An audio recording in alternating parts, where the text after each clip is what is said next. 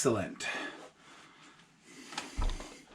All right, hello. My name's Matthew Gardner and I'm going to show you how to make my ORIBOKIT. So ORIBOKIT is something that I've been working on for the last 16 or so years. This is the first kit I've released. I'm very excited about it. It's a great project. A lot of thought's gone into it. I've iterated it several times with different workshops, but this one's the most exciting because it's fully complete and you can get it, which you obviously have now, and now you're ready to make it. So let's get started. What you need first of all is you need a few tools at hand, not many. You just need some plain glue. So this is paper glue, like a glue stick, like Yoo-hoo, something like that. You need a Phillips head screwdriver. This is a small head one, so not a very large head one. A pair of scissors and or a craft knife like this one.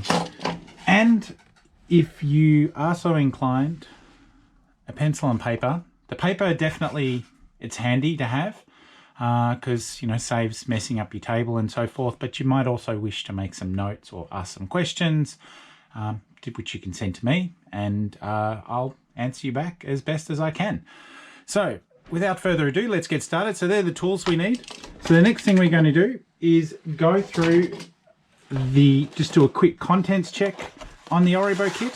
So each kit comes with a little checklist, and this is also a way of introducing some of the parts that are in the checklist. So what we've got here is the controller. That's the first item on the list. Inside the bag you'll find some super glue, super great, and there'll be a lid which is obviously fallen out in the last shoot. Anyway, let's keep going. Some sandpaper, a little bit there. The ORIBOKIT mech craft craft paper. That's this sheet here, and you'll have 2 sheets of washi paper. The big plate is this piece. The control wire tube is this flexible black line that's made from nylon. The control wire itself, which is a wonderful thing, lots of work has gone into that.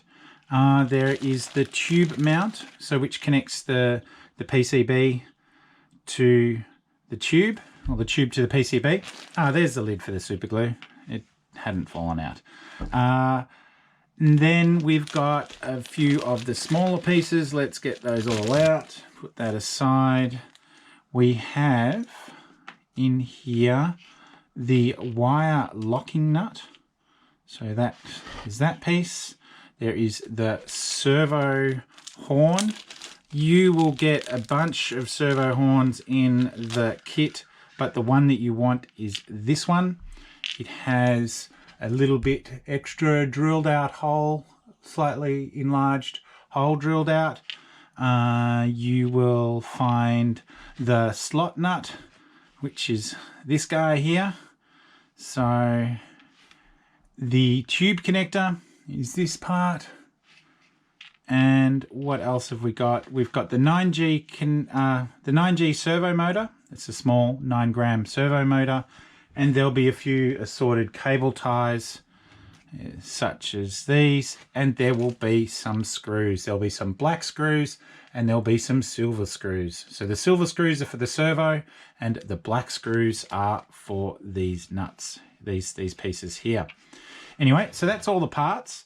So we'll just put those aside for the moment, except for the parts that we're going to work with next. So take out your the ORIBO mech and the petal. So you can take those out of the plastic sheets. Now I'll just move these to the side for the moment. So here is one that I've been working on already. This is not the first time I've shot this particular video, so here is the first one, and then there's these parts. So what we're going to do first of all is get to work building the flower assembly.